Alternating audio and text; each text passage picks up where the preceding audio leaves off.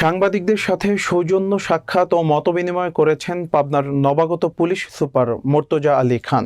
পাবনার নিজস্ব প্রতিনিধি জাহাঙ্গীর আলমের প্রতিবেদনে দেখুন বিস্তারিত।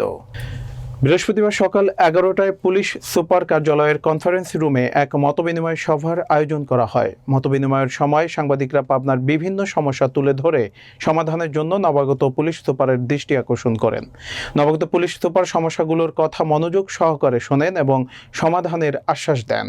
এ সময় অতিরিক্ত পুলিশ সুপার মাসুদ আলম, অতিরিক্ত পুলিশ সুপার আরজুমা খান ও ওসি ডিএসবি আশরাফুজ্জামান খান সহ পাবনা জেলার সাংবাদিকবৃন্দ উপস্থিত ছিলেন।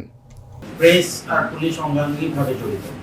তো আমি যেহেতু নতুন আসছি, আমার সাথে পরিচিত হওয়া, আমি যাতে আপনাদের একজন হতে পারি এবং আপনাদের সাথে যাতে আমাদের এবং আমি যেহেতু নতুন আসছি, আমার একটা আর্থিক যোগাযোগ হয়, এই জন্যই ডাকি। মানে যোগাযোগ হলে হয় কি, মানে হৃদ্যতা বাড়ে, আন্তরিকতা বাড়ে, এই জন্যই ডাকা। তারপরেও এখানে আপনাদের কিছু বক্তব্য শুনলাম, কিছু বিষয় উঠে এসেছে। সেই দিক থেকে আমি বলবো যে আমরা তো বিগত প্রায়, আমি ধরেন 15 বছর বললাম না, 10 বছর বললাম, 10-12 বছর আমরা একটা শ্বাসরুদ্ধকর, একটা দম বন্ধ হওয়ার পরিস্থিতির মধ্যে ছিলাম।